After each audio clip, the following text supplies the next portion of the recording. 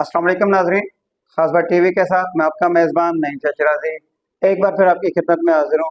नाजरीन, मैं इस वक्त मौजूद हूँ मॉडल कॉलोनी कराची में, और इस वक्त मैं आपकी मुलाकात करवाऊँगा मरकज़ी सदर पाकिस्तान लेबर फेडरेशन और chairman urban democratic alliance Syed Ikhlaq Hashmi साहब से। और हम इस प्रोग्राम में, जो कि सच की तलाश का प्रोग्राम है, इसमें हम आपको पाकिस्तान की मईशत के हवाले से बताएंगे, और इसके अलावा इंडस्ट्रीज़ जो मुसलसल तौर पर बंद होती चली जा रही हैं उस पर हम बातचीत करेंगे, और आपको बताएंगे कि आया अब जो मज़ीद मुल्क की सूरत हाल है, जो मुल्क की मईशत है, वो किस नहज पर है, और आइंदा चल करके मुल्क की मईशत किस नहज पर पहुँच जाएगी। जी अस्सलाम वालेकुम। वालेकुम सलाम। ठीक ठाक हैं आप?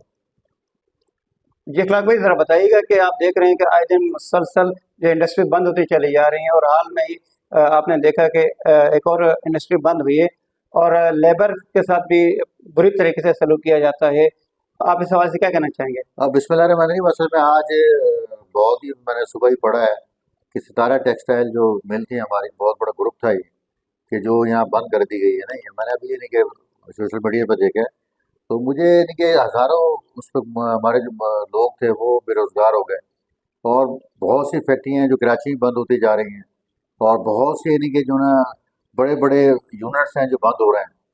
तो मेरे सिर्फ कहने का मकसद ये है कि आप इस पूरी पाकिस्तान की जो ना यानी कि 79 साल हमें हो चुके हैं पाकिस्तान बने हुए, उसमें आप सारी चीज़ों को आप तज्जिया करें, आप देखें, उसे जांचें पड़ताल करें कि सिर्फ जो नवाज शरीफ साहब के जो दौरे हुकूमत हैं उसमें जो ना पाकिस्तान ने तरक्की की है, और किसी भी हुकूमत ने तरक्की नहीं की पाकिस्तान के लिए, मज़दूरों के लिए, आवाम के लिए।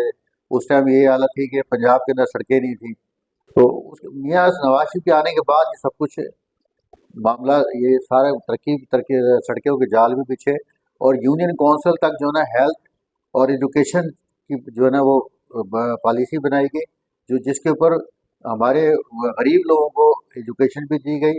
और सड़कें बनने के बाद जो मज़दूर एक जो है ना ट्रेन का इंतज़ार करता था, वो उसकी रसाई जो है ना फैक्ट्री तक हुई।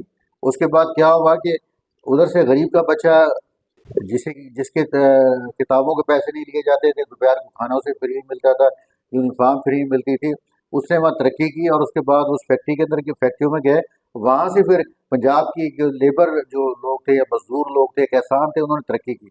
और जदीद टेक्नोलॉजी आई किसान के ज़मीन काश्तकारों की, उसमें मशीनरी लाई गई। अब आ जाते हैं कि आज ऐसा क्यों हो रहा है। तो देखें, होता ये है कि जब आप दो तो ये अक्सरियत लेते हैं ना, तो आपकी अपनी जब हुकूमत होती है तो उस टाइम आप फैसले कुछ और करते हैं, लेकिन जब इत्तेहादी आपके साथ होते हैं फैसले कुछ और होते हैं। तो इस टाइम जो प्रॉब्लम है सबसे बड़ा, लेकिन शहबाज शरीफ के दौर में बहुत कुछ पंजाब में तरक्की की, और वो पंजाब ने जितनी भी तरक्की है शहबाज शरीफ के दौर में की है। लेकिन आज वो क्यों नहीं कर पा रहे। हालांकि जब अपोजिशन लीडर थे, कराची में हमारी मुलाकात हुई हवारी टावर में, उन्होंने मेरे से वादा किया था कि मैं अगर वज़ीर आज़म बन जाता हूँ तो मैं लेबर पॉलिसी भी लेकर आऊँगा और कराची की रोशनियों को दोबारा बहाल करूँगा, लेकिन ऐसा नहीं हो रहा है।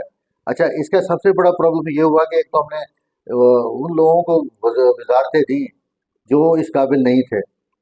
वो ऐसे ऐसे अपनी ब्यूरोक्रेसी के करप्ट लोगों को सेक्रेटरीज लगा दिया गया, करप्ट लोगों को लेकर आए, जिन्होंने इस मुल्क का जो है बेड़ागर्क कर दिया। वो इमारात के अलावा उन्होंने कोई काम नहीं किया। बड़ी गाड़ियाँ ली उन्हें, आपने पेट्रोल फ्री कर दिया, उनके बिजली फ्री कर दी, सब कुछ फ्री कर दिया, लेकिन उन्होंने वो जो है नहीं दिया। और हर आदमी इस टाइम हालत ये है कि सब खाने पकाने के चक्कर में लगे पड़े हैं, और इस मुल्क के लिए, इस आवाम के लिए कोई नहीं सोच रहा है। जबकि शहबाज साहब को मालूमात होंगी सारी। ये अभी मैं चंद दिन पहले का वाक़या मैं बताता हूँ। मैंने अपने पिछले दिनों व्लॉग के अंदर ये बताया कि अगर इमरान खान को आप शफा अस्पताल मुंतकिल कर देते तो मेरे ख्याल आपकी सेहत पर कोई असर नहीं पड़ना था।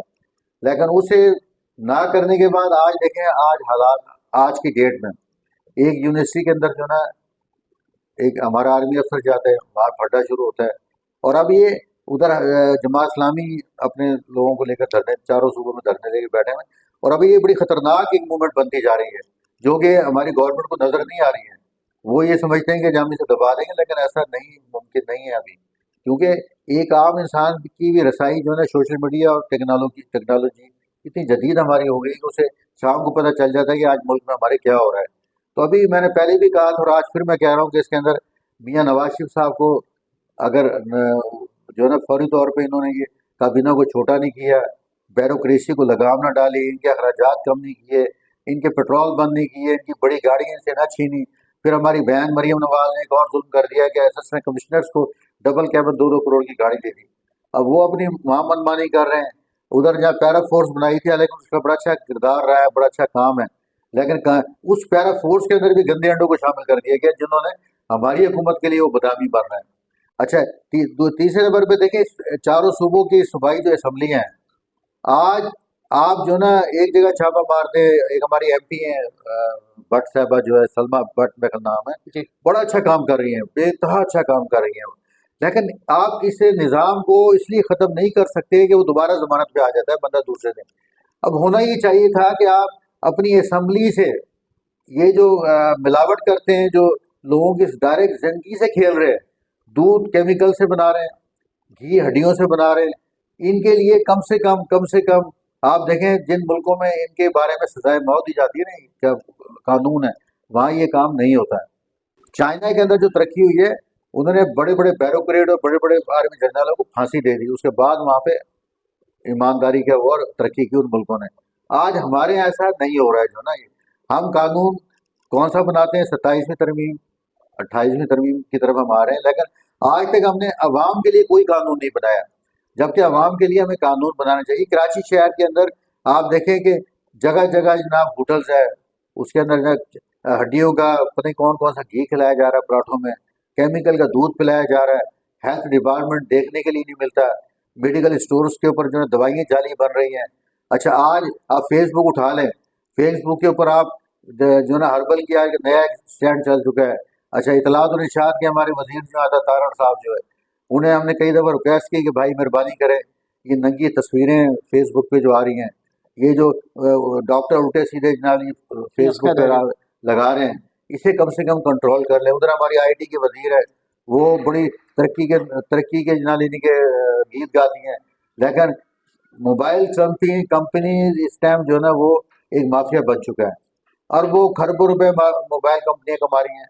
अच्छा, टावर्स उनके जो लगे हुए हैं देहातों में हर जगह, वो जब बिजली चली जाती है तो वहाँ उनके डीजल ही डालते हैं, वो अलग एक करप्शन है कि इन्हें कि ये भी एक बहुत बड़ा माफिया है यहाँ पे ना।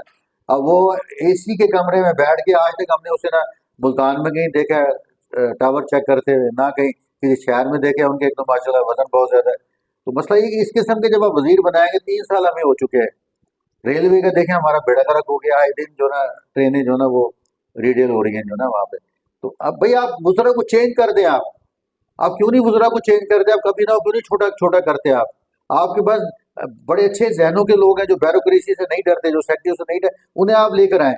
हाउसिंग मिनिस्ट्री है हमारी एक, उस ज़मीन को अगर हम बेचें सही तरीके से तो पाकिस्तान का कर्जा हमारा उतर जाएगा, लेकिन उसके ऊपर, उस मिनिस्ट्री के ऊपर जो कोई ब्यूरोक्रेसी ने कब्जा किया हुआ है।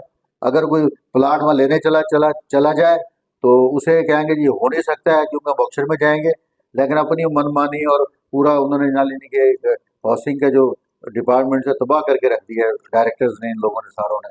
तो मेरा सिर्फ कहने का मकसद है, पाकिस्तान का इलाज सिर्फ और सिर्फ अब नवाज शरीफ के पास है, नवाज शरीफ के अलावा किसी के पास इलाज नहीं है। तो ये